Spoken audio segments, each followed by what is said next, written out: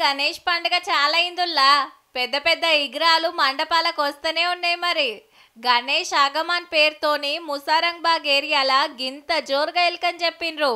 ఖతర్నాక్ light సెట్టింగ్లు, DJ డోలు సప్పులతోని మా సంబురంగా తెచ్చుకున్నారు.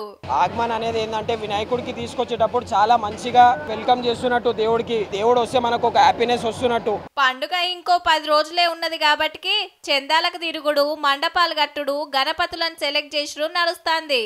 ఇక ఇప్పుడు చెప్పుకోవాల్సింది బొంబాయిలో ఓ గణపతి విగ్రహానికి చేపించిన ఇన్సూరెన్స్ గురించి. కోటో 5 కోట్లో కాదుల్లో 474 కోట్ల 46 లక్షలు బంగారి ఎండి నగలతోని షింగారిస్తారు. మళ్ళా పూజారులు, సెక్యూరిటీ, దేవుని పెట్టేటోళ్లకు అందరికీ ఇన్సూరెన్సే.